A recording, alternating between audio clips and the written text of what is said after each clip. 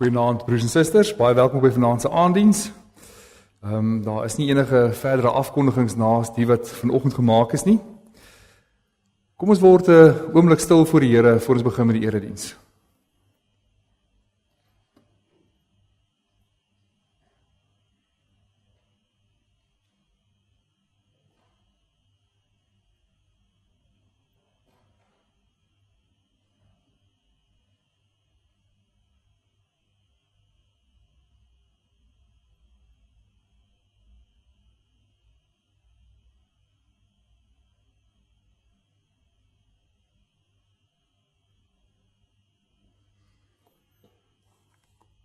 Ons woordum vanaand kom uit Psalm 125. Die wat op die Here vertrou, is so Sionsberg, wat nie wankel nie, en altyd vas bly staan. Soos die berge Jerusalem alle kante beskerm, so beskerm die Here sy volk, nou en vir altyd. Aan julle vir wie God die Vader geroep het, en wat hy liefhet en deur Jesus Christus bewaar, mag barmhartigheid, vrede en liefde in oorvloed aan julle geskenk word. Amen. Geliefdes, kom ons staan en sing ons saam tot eer van die Here, Psalm 145, ons gaan daarvan 4 verse saam sing. Daar is geen sanggeluid. Maak nie saak hoe baie mense vir hoe lank saam sing nie, wat God se lof ten volle kan besing nie. Sy heerlikheid is net ver bo dit. Dis 'n see waar niemand in kan meet. Dis 'n vloed waar ons geen grond van weet. Wanneer ons hierdie woorde sing, oordink ons hoe heerlik die Here is, ver bo enige menslike begrip, en ons sing hierdie woorde met groot lof tot die eer van sy naam. En direk daarna kan ons bly staan vir ons gebed.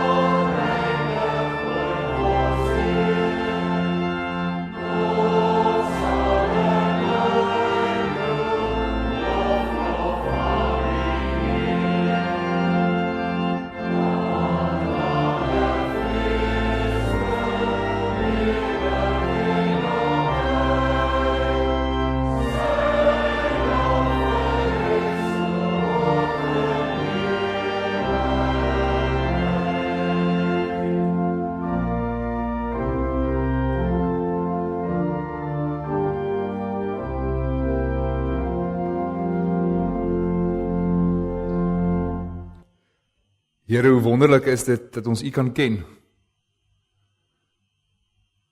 Dat ons kan oordink wie U is in al die grootheid, in die heerlikheid. Dat U self aan ons bekend maak deur die woord en dat ons al daardie eienskappe van U kan weet.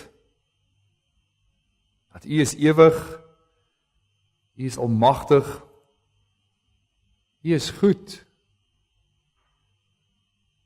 En dis alles dinge wat ons oordink en besef hoe geweldig groot en ryk al U eienskappe is. As ons oordink en dink en dink, as ons nooit die einde daarvan kan besef nie. As ons net moet dink hoe geweldig groot U in die goedheid is, dat U genade vir ons oorvloedig is. As ons elkeen sy eie lewe besef, die geweldig baie sonde wat ons doen, en dat selfs vir een individu, een gelowige, U genade oorvloedig is. En as ons dink hoeveel mense is daar wat verlos word, vir hoeveel mense is daar wat U genade betoon, dan besef ons, Here, dat ons kan dit nie deurgrond nie. Hoe kan ons as mens besef hoe swaar 'n ewige straf is? Hoe kan ons as mens weet hoe dit voel om God verlaat aan 'n kruis te hang? En tog, Here, tog bring U ons deur die Gees tot daardie kennis om te weet dat dis wat U Seun vir ons gedoen het. En dat ons verlos is, dat ons U goedheid sal beleef tot in alle ewigheid. Dit sal nooit ophou nie. En juist daarom kan ons nie anders nie. Ons wil U naam groot maak. Ons wil U lof besing. Want U alleen is die Here. U is die ware God. As geen ander nie. U is vir ons goed. En ons beleef dit op so baie maniere. Dat ons hier kan saam wees en U lof besing, dat ons mekaar het om ook vreugde in mekaar te hê. Ons leef in 'n wêreld wat U nie ken nie, dat ons hierdie gemeenskap van gelowiges het om juis mekaar te bemoedig, mekaar te versterk, mekaar te bedien. Die goedheid kom dat ons weet dat ons verseël is ook vir die dag van verlossing. Ons kan nie verlore gaan nie. Niks kan ons uit die hand ruk nie. U liefde vir ons is ondenkbaar groot. En ons dank U daarvoor. Ons dank U dat ons gedagtes daarmee kan besig wees elke dag. Dat ons gedagtes gevul kan word met U woord, met die evangelie. Dat ons dit kan oordink, U woord kan ken en elke dag uit daai woord uit leef. En ons bede is dat U ons sal versterk, dat die Gees ons sal krag gee elke dag. Dat ons getrou ook na U woord, by U woord sal uitkom. Getrou ook elke dag sal luister na U stem. Sal leef uit elke woord wat daar uit die mond van die Here kom. Ons dank U vir U genade, ook om vanaand U woord mag aanhoor. En ons bede is, as ons in onsself kyk, wie ons is voor U, dat U ons sal bloot lê, dat ons onsself sal sien, maar soveel te meer, dat ons Here Jesus Christus sal sien. Ons bid in Sy naam alleen. Amen.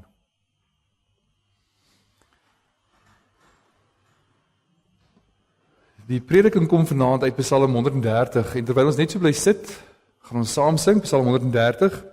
Ons gaan al 4 die verse daarvan sing. Uit dieptes, gans verlore, roep ek, o Here, hoor, laat my jammerklagte tog opklim in U oor. Ons sit net so, sing ons saam Psalm 130, vers 1 tot 4.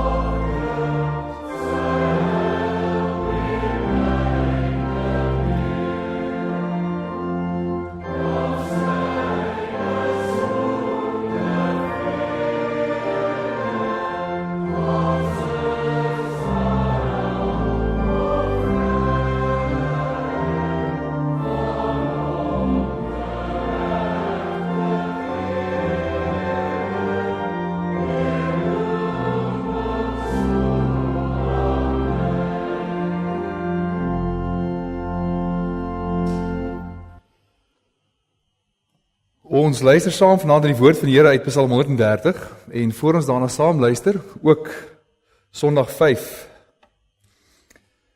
Jy sal sien dat Sondag 5 begin nou by die tweede deel, die verlossing van die mens. Dan Sondag 5.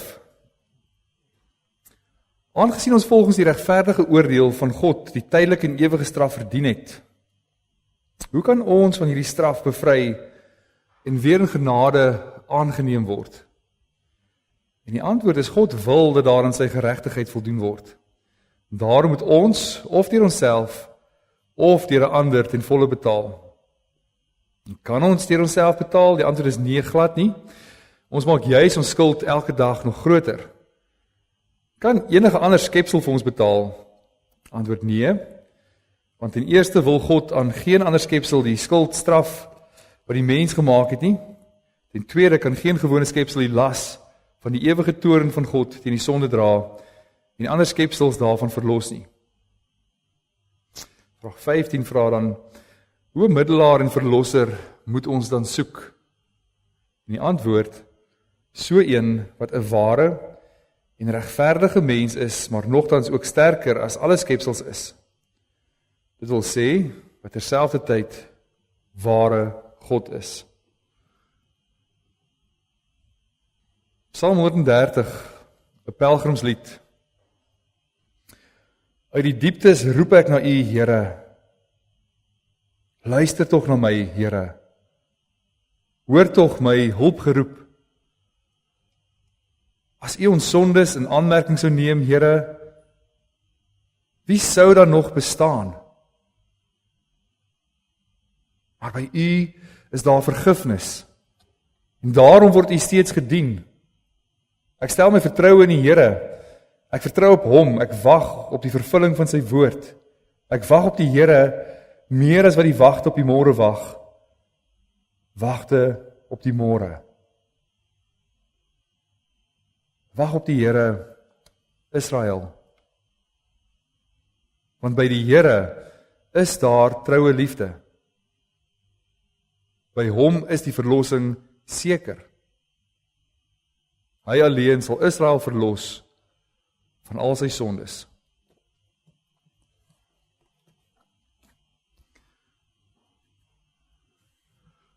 Geliefde broers en susters, 'n swaar gemoedstoestand maak jou hele lewe donker. En dit is partykeer so dat jy beleef dat alles rondom jou donker voel of donker word, en baie keer is dit vanweë omstandighede buite jou beheer. En kinders, dit voel vir mens baie keer of jy in 'n modderpoel ingeval het, en maak nie saak hoe hard jy probeer nie, maak nie saak wat 'n kant toe jy gaan nie, jy gaan net al hoe dieper in daardie modderpoel in. Hoe meer energie jy gebruik, hoe moer word jy kom nie uit nie. En 'n swaar gemoedstoestand is baie keer vanweë omstandighede buite jou. Dit is so dat dinge met jou gebeur waar jy nie beheer het nie, wat op jou inwerk, wat 'n baie swaar effek op jou het. Dit is so dat die Here jou kan beproef. Maar die donkerte waarvan die digter hier praat, is nie as gevolg van omstandighede buite homself nie. Die digter beleef die swaar kry as gevolg van homself. Dit kom deur sy eie sonde wat 'n daadwerklike effek op sy lewe het. Hy beleef dat wat sonde in sy lewe doen is dat jy nie net kan bly goed voel oor jouself nie, dat sonde inwerk op jou het, dat jy 'n swaar gemoedstoestand nader het. En dit neem lewensvreugde weg. Jy beleef dat jy in 'n punt kom dat jy nie meer vreugde in die lewe het nie. Dit word 'n fokuspunt waarop al jou aandag gerig word wanneer dit is donker en jy verloor perspektief vir wat in die lewe gebeur. En 'n mens voel of jy in hierdie diep gat ingetrek word en of daar regtig geen uitkoms is daaruit nie. Niks maak meer sin nie of bring vreugde nie. En die lewe word soms selfs een groot depressie. En broers en susters, net so voel ons ook as die Heilige Gees in ons werk en ons van sonde in ons lewe bewus maak. dat sonde het nie net geen effek op wie jy is as mens nie. Sonde het net geen effek op jou emosies nie, sonde het net geen effek met jou verhouding met die Here nie. Maar sonde het nie net gevolge nie, sonde het ook 'n uitwerking op jou as persoon en hoe jy persoonlik beleef en deur die lewe gaan. In Sondag 5 wys dan juis vir ons weer hoe diep die mense soeke is, 'n verlange is na uitkoms om nie in hierdie modderpoel te wees nie. 'n Mens soek altyd middele om uit ellende uit te kom. Dink aan enigiemand wat in moeilike omstandighede is. Dat iemand wat swak gesondheid het, soek baie graag goeie gesondheid. Iemand wat gebrek aan finansies het, wat swaar kry, soek finansies, soek geld iewers. Iemand wat in oorlog is, soek vrede. Iemand wat misdaad beleef, soek daai rustigheid. Die hele tyd soek mense uitkoms vir hulle ellende wat hulle het. Gedurig besig daartoe. En tog is dit nie altyd dieselfde met sonde nie. As mens hierdie sonde beleef in jou lewe, as jy hierdie effek in jou lewe het van sonde, soek ons nie altyd heel eers genesing nie. Maar met sonde probeer ons altyd heel eers die sonde wegsteek. Altyd te maak of dit nie so erg is nie, altyd te maak asof mens kan aangaan sonder om hierdie direkte oop verhouding met die Here te leef. Ons weet dat die rede hoekom die mens probeer wegsteek is om eintlik sy eie onskuld te probeer bewys. In Romeine hoor ons baie mooi dat almal het gesondig, almal het afgedwaal. En dat die Here, sê die ou vertaling, grimmigheid en toorn oor die mens bring, lyding en benoudheid oor die lewe van elke mens wat kwaad doen. En dis ons almal. Almal van ons is sondaars. En is hier waar die mens dan 'n losprys vir sy lewe moet soek. Dat 'n mens besef, maar ek gaan voor die regterstoel staan en ek kan nie onskuldig pleit nie. Hoe kan 'n sondaar voor God bestaan? Wat kan die mens as 'n losprys vir sy siel gee? En die antwoord word erger as jy besef, maar ek kan nie my sonde meer wegsteek nie. Daar kom 'n punt wat ek my sonde voor die Here moet erken. Dat ek weet dat ek is skuldig, ek weet die klagtes is teen my en is menigvuldig baie. En wanneer ek dit dan voor die Here moet bloot lê, steek ons eerder graag die sonde weg. En tog wil ons hierdie benoudheid in ons wegkry. Ons wens eerder dat ons nie voor die Here se aangesig hoef te verskyn nie. En nou is dit so dat 'n sondebesef moet eintlik uitloop op die ewige dood. En tog is dit nie die indeling van die katekismes nie. Die katekismes is nie Sondag 1 tot 4 wat gaan oor 'n sondebesef en dan van 5 af wat die ewige dood vir ons behels nie. Die katekismes maak 'n radikale draai in die orde wat volgende kom, want na die afdeling van sonde en sondebesef is daar verlossing. En nou hoor ons in Psalm 130 presies hierdie selfde gebeure van 'n digter wat besig is met sy pelgrimstog waar die Israeliete na Jerusalem toe gegaan het om daar te aanbid en te offer. En die offers wat gebring is as 'n skuldbelydenis voor die Here, dat hulle skuld erken, dat hulle sondig is, 'n vooruitskouing ook van die verlossing wat moet kom. En nou is hierdie digter saam met die volk besig om op te stap na Jerusalem toe. Maar hy beleef hierdie swaar gemoedstoestand. Hy beleef dat hy sy skuld voor die Here sal moet bely. Die Here wil hê dat hy moet aan sy geregtigheid voldoen. Hy is die ewige regter wat handhaaf wat reg is en hy kan eenvoudig nie die sonde net ignoreer nie. En hoe swaar is dit nie om te hoor nie. Veral wanneer jy met leë hande voor die Here moet staan. Veral as wat jy vir die Here bring eintlik net skuld en sonde en oortredings is. Jy kan net skuld in die Here toe bring. En jy weet dat sy geregtigheid vra volkome betaling. So niemand kan sommer net wegstap sonder dat daar die skuld van jou vereffen is nie. Die mens staan voor hierdie heilige eis van God wat jy nie maar net kan ontduik nie. En as jy vraag, maar hoe kan 'n mens vrykom? Hoe kan ek dan betaal? Wat kan ek doen voor die Here? Kan ek self betaal? Geen hoeveelheid van jou trane of jou jammer of jou huil oor die straf wat volg kan enige draaipunt maak in jou verlossing nie. Geen stukkie van jou inspanning wat jy self kan bring vir die Here, wat jou werk wat jy kan doen vir die Here, kan enige draai maak in die skuld wat jy moet ontvang nie. Inteendeel, ons bely ook jy maak daagliks jou sonde meer. So weer eens, dis iemand wat in 'n diep put is en homself nie al kan uitkry nie. En as jy vra, kan 'n ander skepsel vir jou betaal? Is daar dalk 'n engel of 'n dier wat mens kan vra om vir jou te betaal? Of selfs 'n ander mens? As die antwoord is geen geskape skepsel kan die volle prys betaal nie. Daar is niemand in hierdie skepping, geen skepsel wat jou uit die ellende uit kan kry nie. Maar die digter gaan op hierdie punt moet kom, wat hy die offer moet gee vir die Here en sy gedagtes moet vul met sy skuld wat hy werklik het. Hy kan nie skyn heilig en gaan die offer gee nie. En soos hy nader in die tempel stap en moet nadink oor sy sonde, as hy sonde moet bely, voel hierdie benoudheid wat hom druk.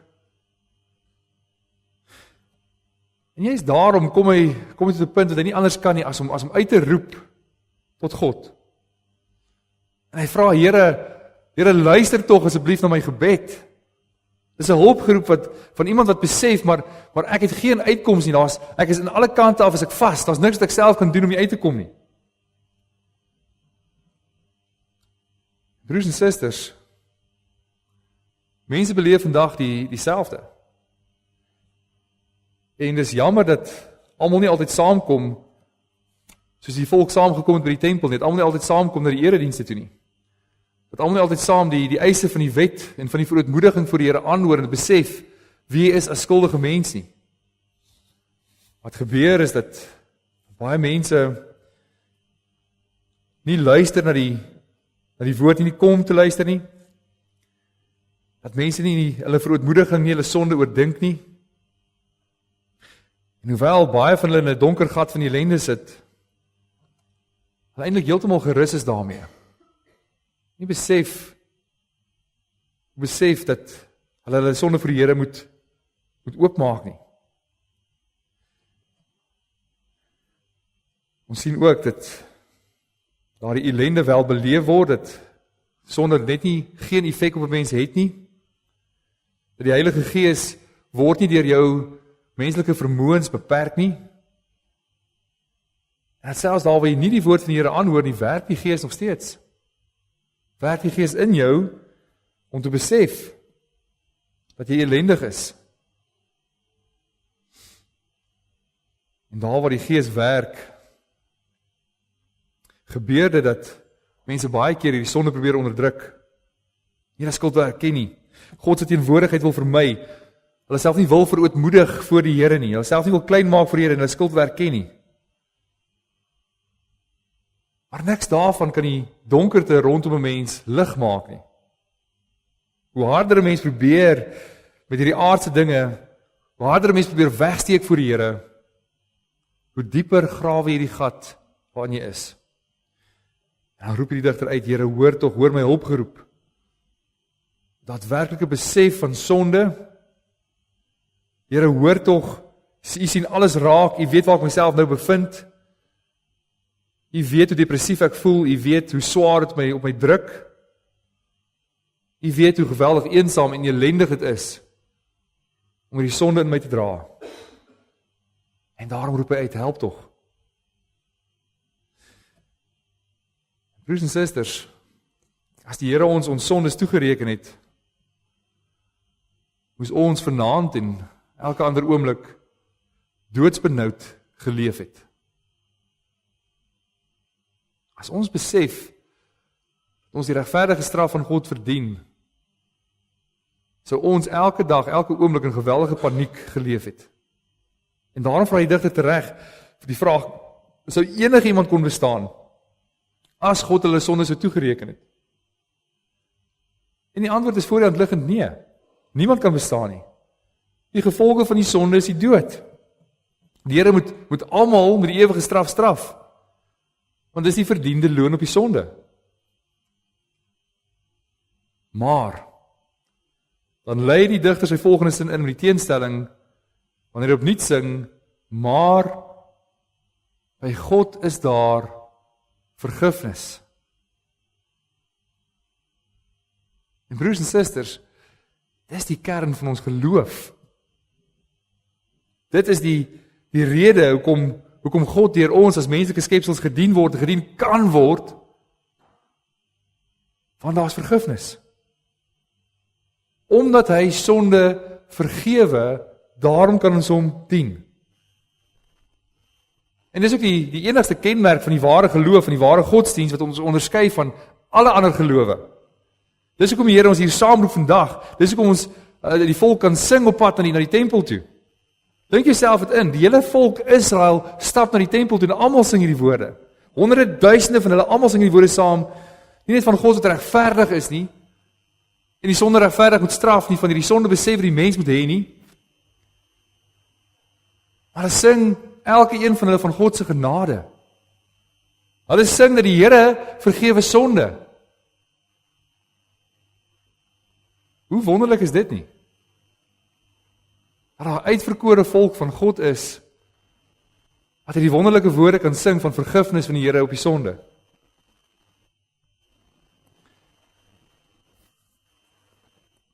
Die digter besing God se genade dat hy die oortredinge nie toereken nie. En daarom gaan hulle met die grootste vrymoedigheid tempel toe. Die hele volk sing en die hele volk kan gaan. Was absolute vrymoedigheid by hulle gewees. En hulle sing juist daarom word u gevrees. En nou kom ons dink dat die genade van die Here mens eintlik gemaklik maak, want jaar na jaar sou dit tog so toe gestap het, en jaar na jaar sou dit gehoor het, week na week verootmoedig ons onsself voor die Here. Maak die genade van die Here om mens nie net stomp nie. Dat word mens net onverskillig voor die Here nie. Word mense net roekeloos as God sonde vergewe nie. En dis 'n vraag wat reg deur die belydenisskrifte weer klink. En reg deur die belydenisskrifte geantwoord word, nee, 'n mens word nie roekeloos nie. En nou klink dit eintlik vreemd, want daar moet met vrymoedigheid na die Here toe gegaan word, maar die Here moet ook gevrees word. Maar hierdie vrees is nie 'n bang wees vir die Here nie. Dat hierdie gelowiges word nie bang vir die Here om nie by die Here te wees nie. Maar hierdie vrees is 'n heilige eerbied vir wie die Here is. Dat by die Here is daar vergifnis. Hy wat die heilige God is, vergewe ellendige mense sodat hulle hom toe kan kom, sodat hulle hom kan offer. En daardie vrees gaan daaroor om bang te wees om God se heerlikheid aan te tas. Dat jy as mense te besef van wie die Here is en jy wil nie God se heiligheid aantas nie, sy heerlikheid aantas nie. So nie omdat ons bang is vir God nie, maar omdat hy die allerheiligste God is, vergewe die sonde wat ons, wat maar bloot stoffelike mense is, doen. En dink bietjie daaroor na. Dat God, wat niemand nodig het nie, wat self genoegsaam is, wat nie mense nodig het nie. As die mens nie in ellende val, kon die mens maar los, hy is self genoegsaam. Dis nie asof hy die geselskap van die mens nodig het, en daarom verlos hy hulle nie. Hy kon in ewigheid aangegaan het, heeltemal self tevrede, en heeltemal regverdig, en alle mense gestraf het, in die ewige hel wat beland het. Maar God, wat niemand nodig het nie, betoon hierdie oorvloedige genade aan miljoene mense wat die dood verdien. Daar kan alleenlik vergifnis wees, omdat daar vergelding gedoen word vir die mens. So God is regverdig, hy kan nie die sonde net laat verbygaan en sê, goed, daar is 'n sonde gedoen, maar kom ons vergeet nie daarvan, en ons gaan aan nie. Maar daar moet vir die sonde betaal word. En dan kom die Here, en hy gee die verlossing. En die digter weet dat God die volk sal verlos van hulle ongeregtighede.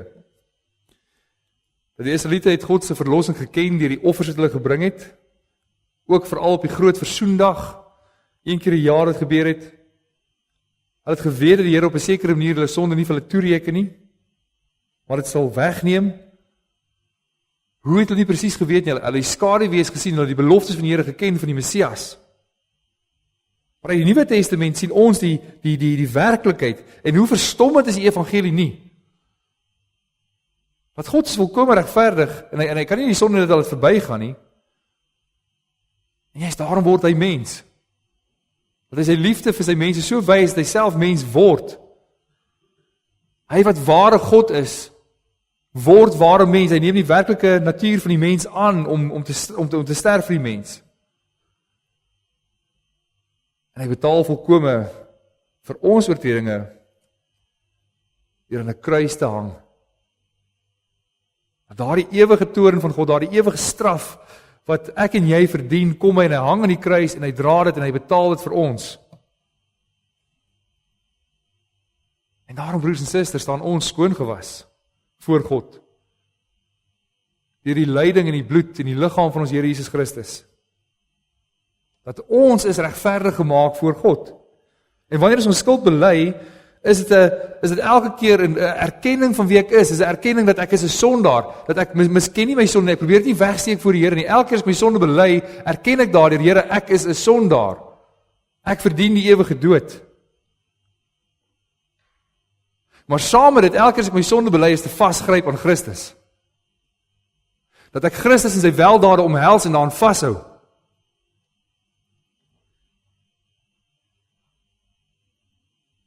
Christus is die rede dat daar nie meer skeiding is tussen jou en God nie. Dat in hom is ons sondes vergewe. En so staan ons regverdig voor God en niks kan dit verander nie. En tog word ons verhouding met die Here wel versteur deur sonde. Nie losgemaak nie, maar my heiligmaking ly skade.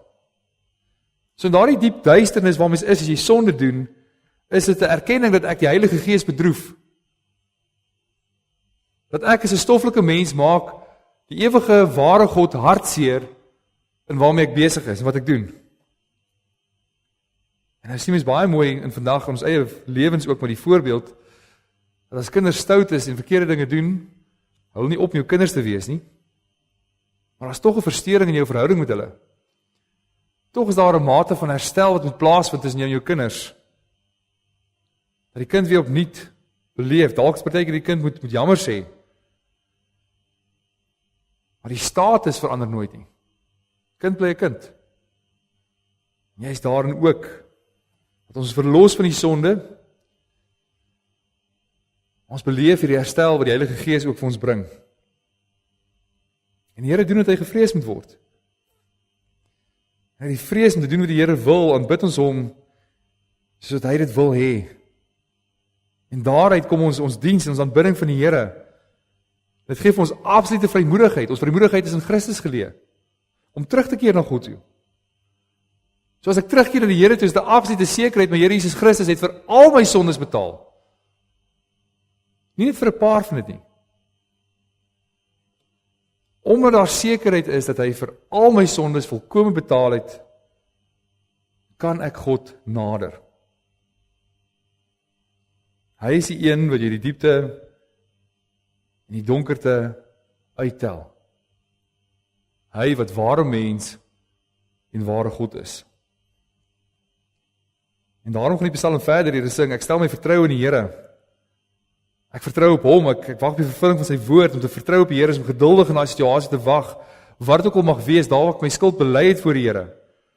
Om daai sekerheid te hê, om te weet, daai absolute sekerheid, dat hierdie uitroep van my val nie op dowe ore nie. Dat hierdie uitroep van my hoor die Here werklik waar. Hy hoor daai uitroep. Dis nie net 'n geringe gedagte nie, maar dis 'n werklikheid voor die Here. Dis 'n sekerheid dat die Here ken my hart, hy hoor alles. Die digter dui dat daar hoop is soos wagte wat hoop op die môre.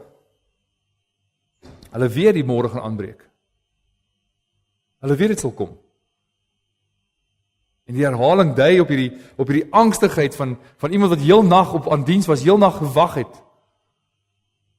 Maar 'n sekerheid van die lig wat sal deurbreek in hierdie duisternis. Absolute sekerheid, die lig sal kom. 'n Hoop op God dat ek nie tot skande gemaak sal word nie, maar die lig ook vir my sal deurbreek. En broers en susters, elkeen van ons sal beleef in die verlede hoe ons uitgetel word uit hierdie diepste donkerte. Dat baie maal nie 'n eenmalige gebeurtenis is in jou lewe nie. Maar gelowiges beleef deurlopend hoe die Here getrou is en deurlopend hulle uit hierdie donkerte uittel en die donkerte vir hulle wys, hulle opnuut weer herinner en die bevestig van die status wie hulle is as sy kinders. Dat Christus volkome vir hulle gesterf het. Dat hy ons opnuut elke keer verseker van sy genade vir ons.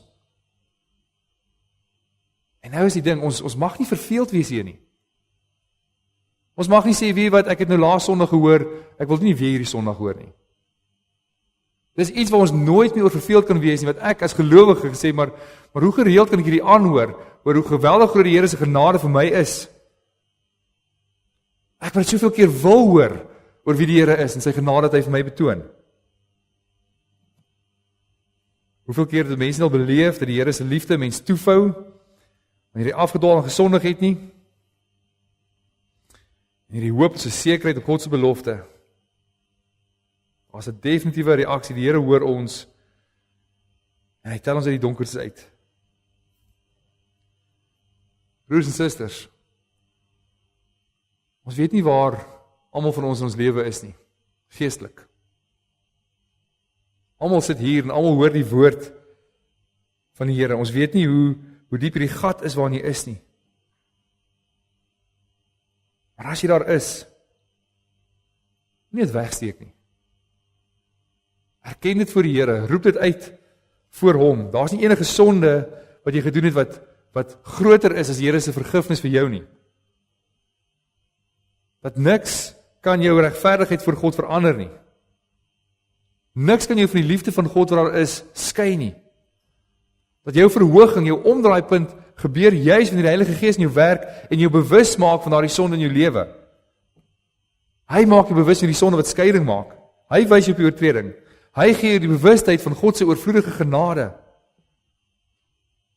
Deur sy werking besef jy opnuut dat God reeds jou sondes vergewe het, dat jy skoon gewas is. Deur sy werking besef jy opnuut weer van Christus se werk aan die kruis en dat dit volledig is vir jou sondes. Hy's beleef dat hierdie verhouding herstel is met die Here, dat hierdie berg wat ek beleef, hierdie donkerte, hierdie benoudheid opgelig word. Dat die Heilige Gees is elke dag besig om in jou lewe te werk. En deur sy werk om ons wegbreek van die ou mens wat geneig is om die sonde te kies. Jy kan opstaan as 'n nuwe mens in Christus. In die laaste gedeelte van die Psalm hoor ons die getuienis van die digter. Hy het tot God geroep en hy het geantwoord en hy kom opnuut tot die bewustheid van die getrouheid van die Here. Hy is nie meer in die donker dieptes nie, maar God het hom gehoor en uit die duisternis uitgelig. En nou staan hy in die posisie waar hy ander mense ook kan oproep.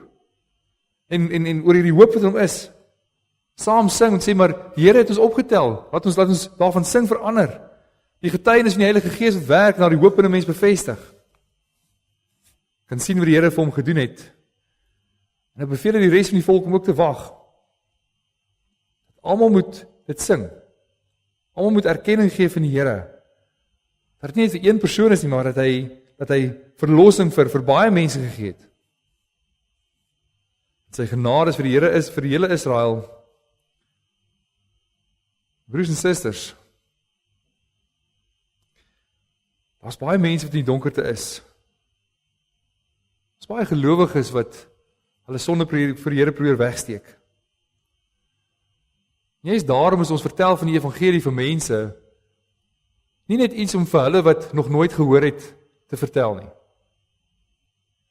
Dis nie net te vertel vir hulle waar daar iets ontbreek in hulle verstaan van die teologie daar agter oor wat dit is nie. Maar ons vertel vir die ander mense vir wie die Here is en wat hy doen, is ook hier vir om hulle te bemoedig. Dat die mense sal besef wat die Here ook in jou lewe gedoen het en hoe hy dit gedoen het. Dat die Here ons ook uit die duisternis gebring het in die lig, maar dat die Here ons nuut maak en dat hy sy genade vir my oorvloedig is, dat sy genade soveel is, soveel meer as jou sonde en ellende. Dat is ook die getuienis wat die Here gebruik om hy genade te vertel aan ander, wat hulle nodig het om te hoor.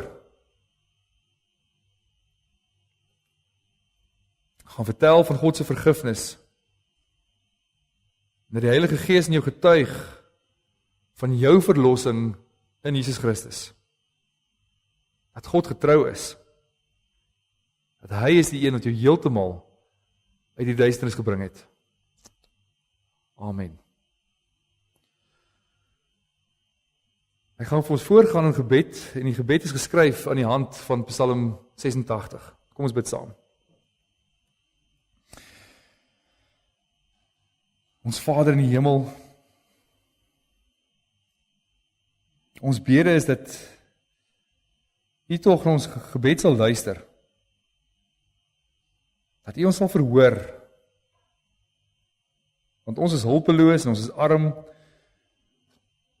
Ons het niks om op te roem nie, behalwe alleen op U genade. Daarom bid ons, beskerm ons, want ons is U troue dienaars wat na U verlang om volgens U wil te leef, en red ons, want U is ons God. En op U alleen stel ons vertroue wanneer ons swak en onseker voel. En wees ons genadig, Here. Ons roep na U met 'n diep verlange. En ons bring al ons vrese en ons sondes en ons bekommernisse in nederigheid voor U. En ons roep na U in nood met vrymoedigheid, omdat ons weet dat U nie doof is vir die stem van die kinders nie, en dat U ons gebed sal verhoor volgens U wysheid en U liefde. Ons bede is, dat U ons in genade sal aansien, dat U ons nie sal aansien in ons tekortkominge nie, maar ons sterf onsekerlik, maar dat U ons sal aansien in U verbondstrou, dat U ons sal aansien in ons Here Jesus Christus.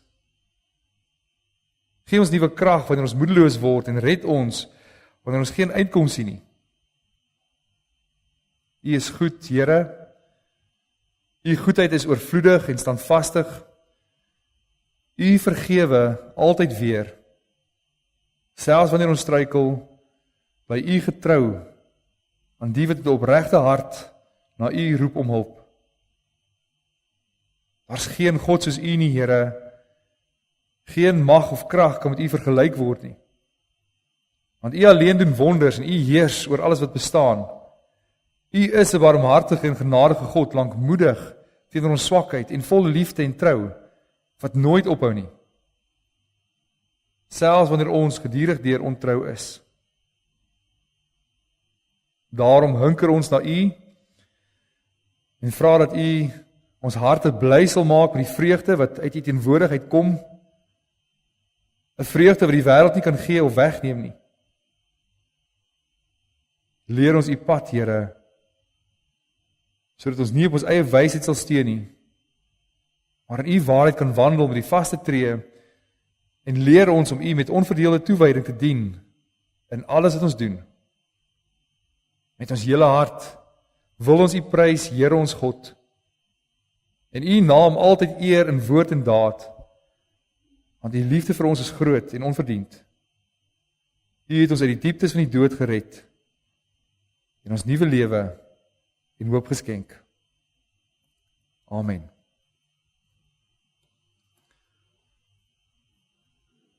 Geliefdes, daar is ook geleentheid vir die gee van die dankoffer. Dit word by die deure opgeneem of ook elektronies. Ons gaan nou saam ten slotte sing, lied 415, ons sing daarvan saam verse 1 tot 3.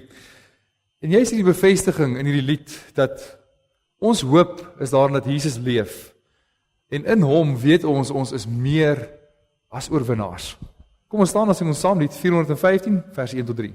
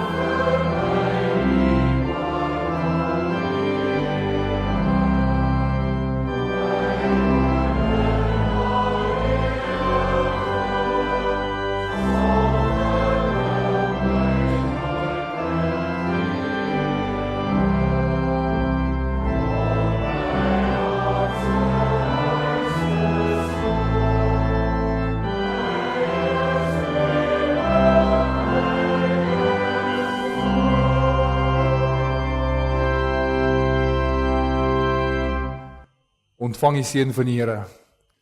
Die genade van ons Here Jesus Christus en die liefde van God ons Vader en die gemeenskap van die Heilige Gees is en bly by elkeen van u. Amen.